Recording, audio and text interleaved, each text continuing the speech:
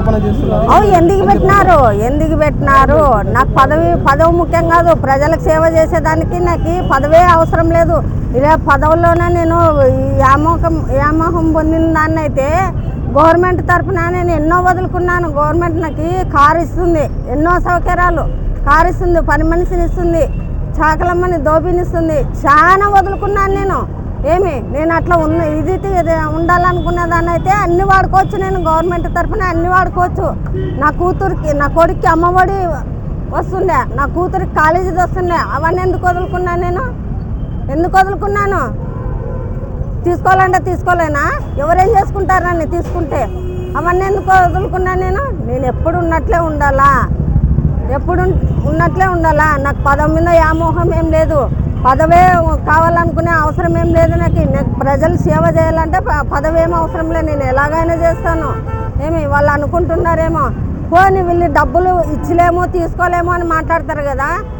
ఇదే నాగరాజుకే ఎందుకు ఇవ్వాలనుకుంటున్నారు? Senior councillor ఉండదు కదా ఒక ఆమె, ఎవరు నాగరత్నమ్మ ఉంది, ఆమెకి ఇవ్వచ్చు. లేదంటే ఈయన కిషోర్ భార్య, ఆమె పేరు ఏముంది, పేరు ఏదో ఆమె ఉంది, వాళ్ళ మామ కౌన్సిలరే కిషోర్, వాళ్ళ మామ వాళ్ళ బావ కౌన్సిలరే. ఆ పాపకి ఇవ్వచ్చు కదా. ఆ పాప ఇప్పుడు కౌన్సిలర్, కిషోర్ భార్య కౌన్సిలర్. ఆ పాపకి ఇవ్వచ్చు కదా. బీసీలకి ఇవ్వాలనుకుంటే ఆ పాపకి ఇవ్వచ్చు, సీనియర్లకి ఇవ్వాలనుకుంటే నాగరత్నమ్మకి ఇవ్వచ్చు. ఎందుకు ఇవ్వడం లేదు? ఇదే ఈ నాగరాజుకి భార్యకే లోకేశ్వరకే ఇవ్వాలని ఎందుకు అనుకుంటున్నారు? అట్లా ఇవ్వచ్చు కదా. పార్టీ ఓడిపోయిన మరుసటి రోజు 5వ తారీఖు, జూన్ 5వ తారీఖు అన్నని మాట్లాడించకపోయినాం. పార్టీ ఓడిపోయిన మరుసటి రోజు కౌన్సిలర్లు ఉన్నారు, అందరూ ఉన్నారు ఆడ.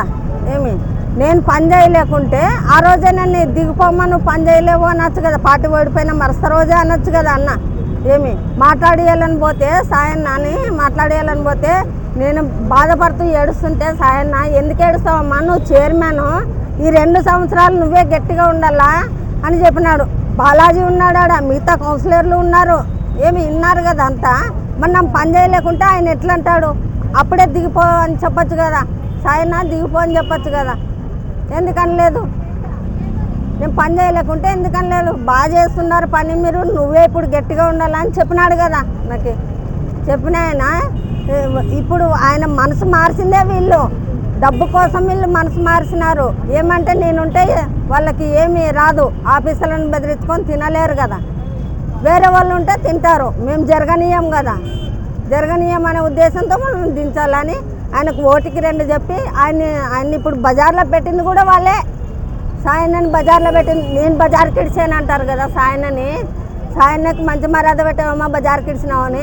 నేను అనడానికి కారణం కూడా వాళ్ళే. కౌన్సిలర్లు సందీప్ రెడ్డి గారు, చంద్రకాంత్ రెడ్డి గారు, ఈయన వైస్ చైర్మన్ గారు, నేను చెప్పడానికి కారణం కూడా వాళ్ళే. బజార్కి సాయన్నని నేను కాదు వేసిండేది, వాళ్ళే వేసుకున్నారు.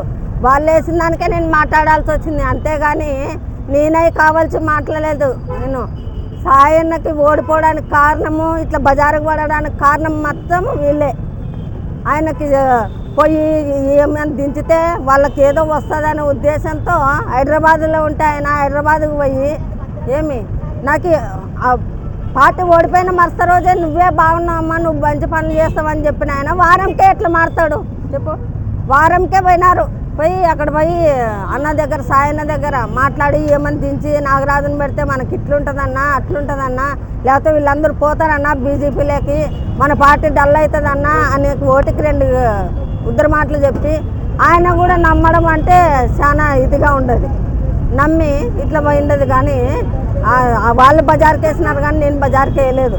మేడం, గత 3 సంవత్సరాల నుండి కానీ ఇప్పుడు ఎవరైతే మాట్లాడినారో వాళ్ళు కానీ వైసీపీకి సంబంధించిన వార్డుల్లో అసలు అభివృద్ధి జరగలేదని చెప్తున్నారు. ఇది ఎంతవరకు వాస్తవం? జరగలేదని అయితే చెప్పం.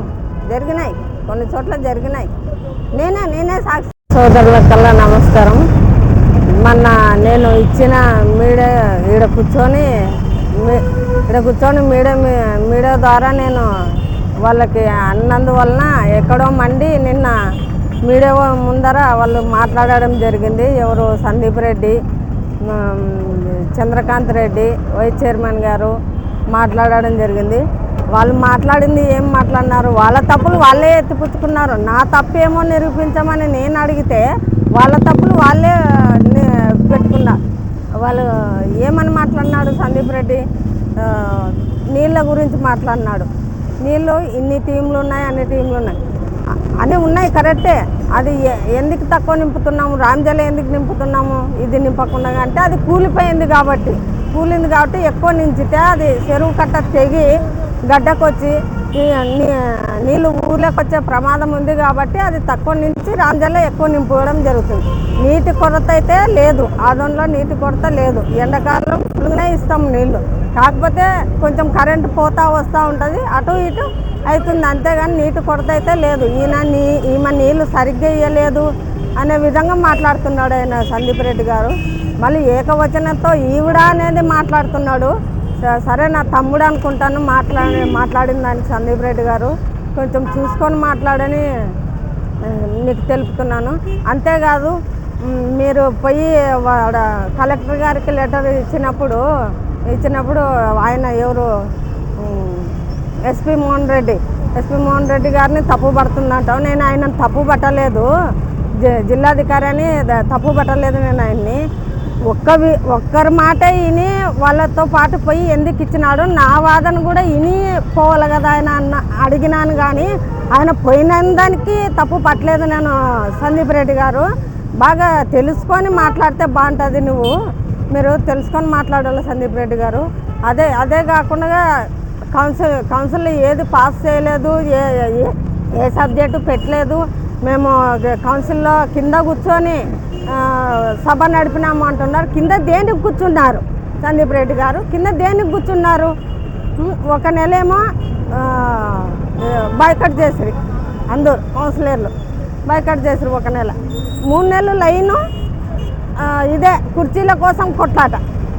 ఏ సబ్జెక్టు గురించి కాదు, అజెండా గురించి కాదు, సబ్జెక్టు గురించి కాదు. మీరు కింద కూర్చొని నడుపుతున్నాడు. మీరు సబ్జెక్టు గురించో అజెండా గురించి దేని గురించో మీరు కింద కూర్చుని ఉంటే దానికి సమాధానం ఇచ్చి పైనకి లేపు కూర్చోబెడుతుంటాను నేను. మీరు దానికి కాదు కదా కూర్చునింది. కేవలం వైస్ చైర్మన్ సీట్ల కోసం మీరు కింద కూర్చున్నారు. 3 నెలలు వాయిదాలు వేసుకుంటూ పోయినారు. అభివృద్ధి అడ్డుపడుతుంది అంటున్నారు. అభివృద్ధికి నేను కాదు అడ్డం పడింది, 3 నెలలు మీరు అడ్డం పడినారు.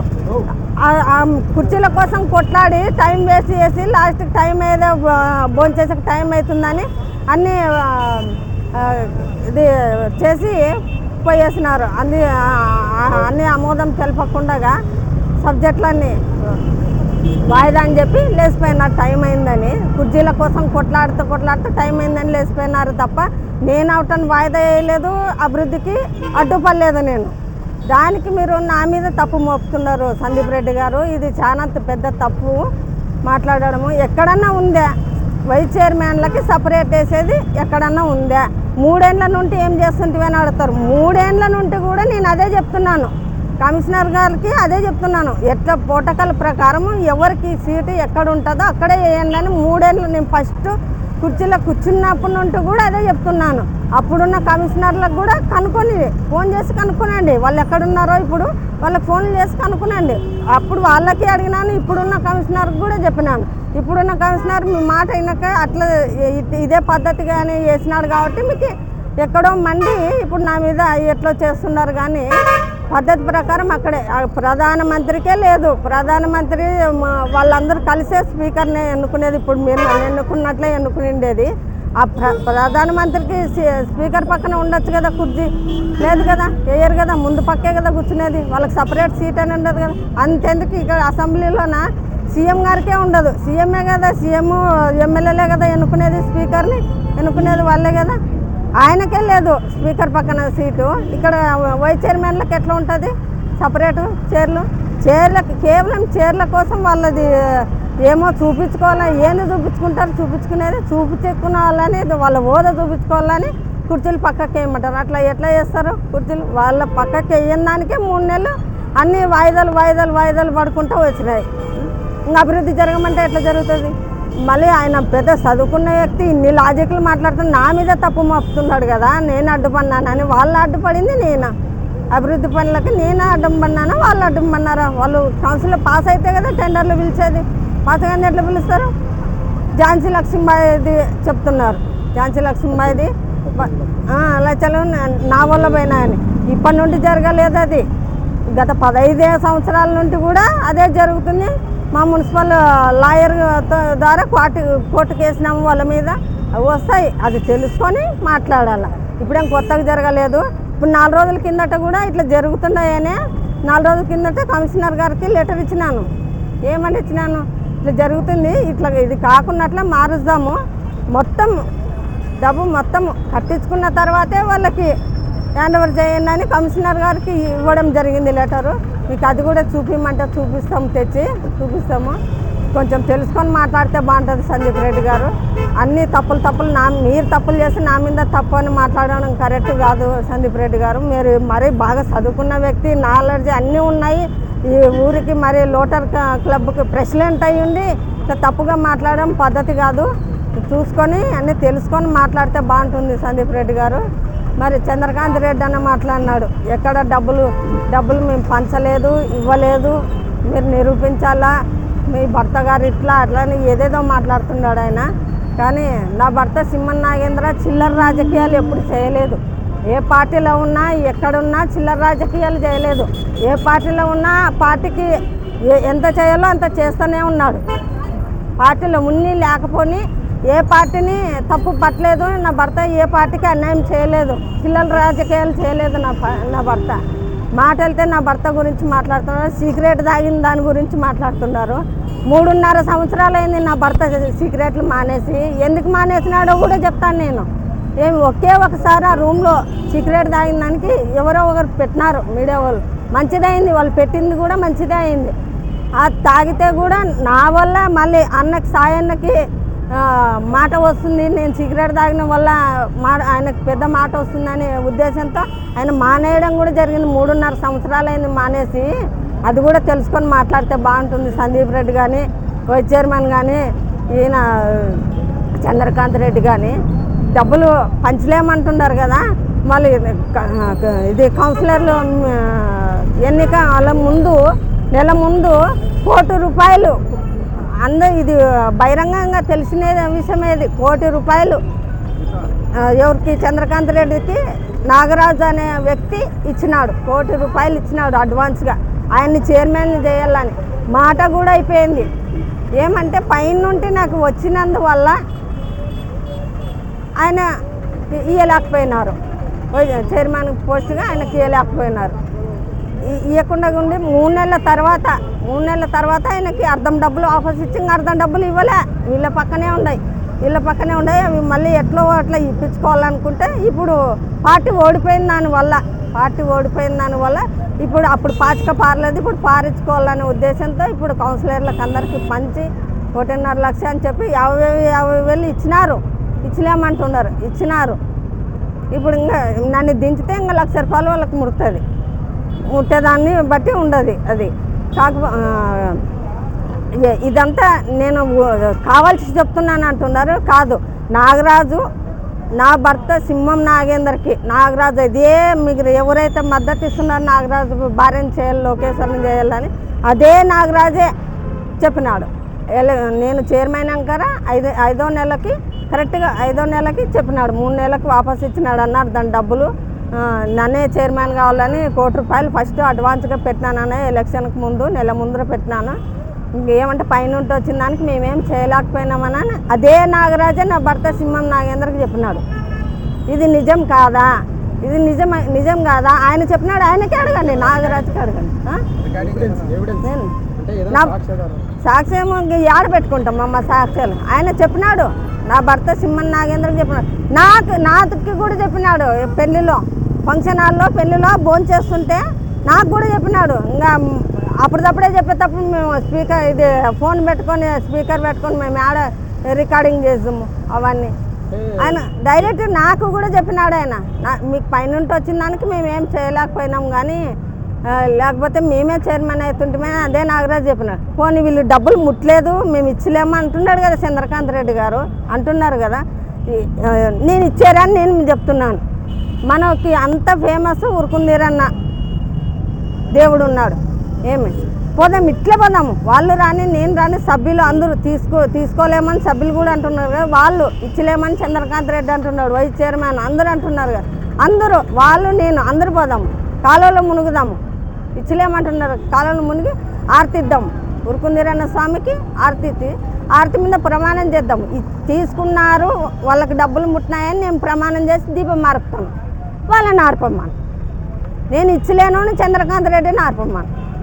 ప్రమాణం చేసింది దేవుని పైన ప్రమాణం చేసి ఉరుకుందిరన్న కాడ గుడి దగ్గర ప్రమాణం చేసి దీపం మార్పమ్మాను. అదే పనిగా సభ్యులు కూడా మాకు 50 ముట్టిలేవని వాళ్ళు కూడా చేయాలి, దీపం మార్పాల. నేనన్నా ఆర్పుతాను వాళ్ళకి ముట్టినవి. అవిశ్వాస తీర్మానం పెట్టినందుకే ఆమె తట్టుకోలేక పదవి పోతున్న ఉద్దేశంతోనే ఈ రకంగా మాట్లాడుతుందని చెప్పేసి మాట్లాడుతున్నారు.